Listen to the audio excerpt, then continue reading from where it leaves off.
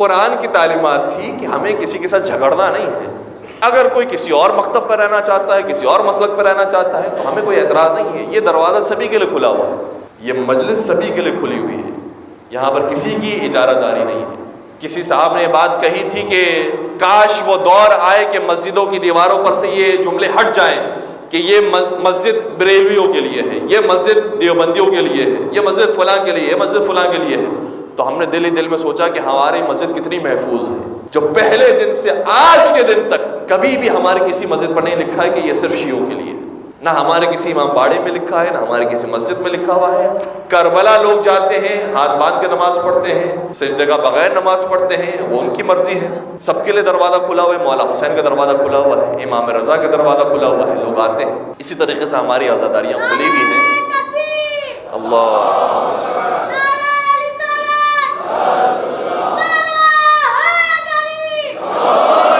اور باقاعدہ واقعہ یہ ہے کہ جب امام رضا علیہ السلام کا حرم بنایا جا رہا تھا,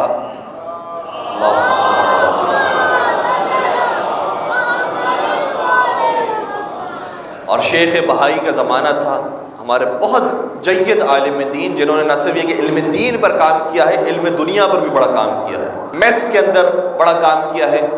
بہت بڑے ریاضی دان تھے. ان کی ایسی ایسی تخلیقات اور ان کے ایسے ایسے کارنامے جو آج بھی زندہ ہیں, جس کو آج یورپ دیکھ کر حیران ہے انہوں نے اس زمانے میں کیسے بنائی.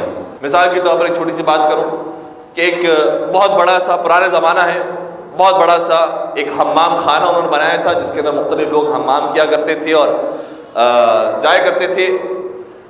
تو اس کے پانی کو گرم کرنے کے لیے بڑی پریشانی ہوتی تھی کہ کیسے پانی کو گرم کر کے لے کر جائیں, سردیوں کا زمانہ ہے.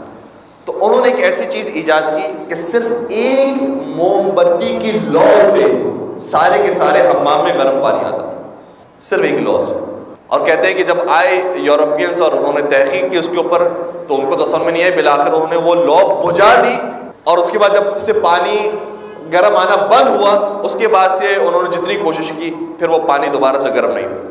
اس طرح کی عجیب و غریب ان کی دریافت تھی. شیخ بہائی کو ایک اور ذمہ داری سونپی گئی اس زمانے کے بادشاہ نے. شاہ عباس صفوی ظاہر اس زمانے کے بادشاہ تھے, صفوی خاندان اس زمانے میں حکومت کر رہا تھا, اور ان کی بھی ایک داستان ہے کہ کیسے ان کی عقیدت بڑی امام رضا علیہ السلام سے.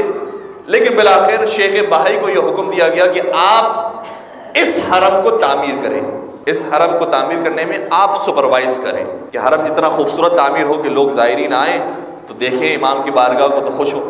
انہوں نے سارا ڈیزائن بنا دیا, مزدوروں کے حوالے کر دیا کہ اس طریقے سے انہیں مرمت کرنی ہے, تعمیر کرنا ہے.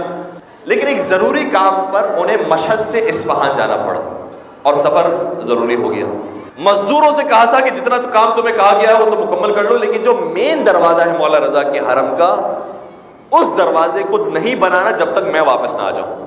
مزدوروں نے بات مانی, سارے کام کرتے رہے, یہاں تک کہ جب شیخ بھائی آئے تو انہوں نے دیکھا کہ یہ جو دروازہ منع کیا تھا میں نے بنانے کا, وہ دروازہ بنا گئے.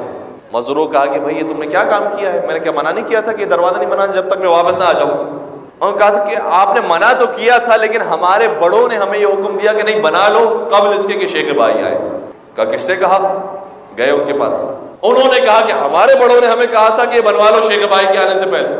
ان کے پاس گئے, اور یہ ہوتا ہوتا خود بادشاہ وقت شاہ صفوی کے پاس پہنچے, اور شاہ صفوی نے حکم دیا تھا کہ شیخ بھائی کے آنے سے پہلے دروازہ بنا لو. شیخ بھائی نے کہا کہ میں نے آپ کے بارے میں عجیب بات سنی ہے, ایک طرف سے آپ نے مجھے ساری ذمہ داری سونپی ہے کہ میں حرم کو تعمیر کروں, دوسری طرف سے آپ مداخلت کر رہے ہیں کہ آپ نے کہہ دیا کہ دروازے کو بنا لو. کہا میں نے مداخلت نہیں کی, توجہ رکھیے گا, کہا میں نے مداخلت نہیں کی, بلکہ خود میرے امام حضرت علی رضا علیہ السلام نے مجھے آ کر حکم یہ دیا کہ شیخ بھائی کے آنے سے پہلے دروازہ بنا لو. انہوں نے کہا کیا مطلب, کیوں حکم دیا؟ کہ مجھے نہیں معلوم, لیکن امام رضا نے یہ کہا ہے کہ جو کام وہ اس دروازے کے لیے شیخ بھائی کرنا چاہتے ہیں وہ گھر کے دروازے پر کریں, یہاں پر نہ کریں. شیخ بھائی رونے لگے. کسی کو بات سمجھ میں نہیں ہے کہ ہوا کیا. شیخ بھائی رونے لگے. شاہ صفی نے کہا کہ میں نے ایسی کون سی بات کہہ دی کہ تمہارا دل اتنا اداس ہو گیا اور رونے لگے؟ کہ تمہیں معلوم ہے کہ میں جو دروازہ رکوا کے رکھا تھا تو اس دروازے کے اوپر ایک تختی لگوانا چاہتا تھا, اور اس تختی کے اوپر ایک ایسا طلسم کرنا چاہتا تھا. شیخ بھائی ہے, بہت بڑے عالم دین کا, ایسا طلسم کرنا چاہتا تھا کہ اس دروازے سے جو بھی جانا چاہے اگر وہ امام رضا کو امام مانتا ہو تو داخل ہو سکے، اور اگر نہ مانتا ہو تو ایک ایسی شیلڈ اس کے سامنے آ جائے کہ وہ کبھی داخل ہی نہ ہو سکے۔ لیکن اگر تمہارے خواب میں امام رضا نے آ کر یہ کہا ہے کہ میرے آنے سے پہلے دروازہ بنا لو، اس کا مطلب امام رضا یہ چاہتے ہیں کہ میرا دروازہ سب کے لیے کھلا، جو مجھے امام مانتا ہے وہ بھی آ سکتا ہے، جو نہیں مانتا وہ بھی میرے در پر آ سکتا ہے۔ تو یہ ائمہ کا طریقہ ہے کہ ہم کسی کے لیے اپنا دروازہ بند نہیں کرتے ہیں، اخلاق کے ساتھ، کردار کے ساتھ اپنی بات کو پیش کرتے ہیں۔ اس کے بعد ہر ایک کی اپنی مرضی ہے، ہر ایک کو اپنا اختیار دیا ہے، اپنا چوائس دی ہے، اس کی مرضی ہے، قبول کرتا ہے قبول کرے، نہ کرتا نہ کرے۔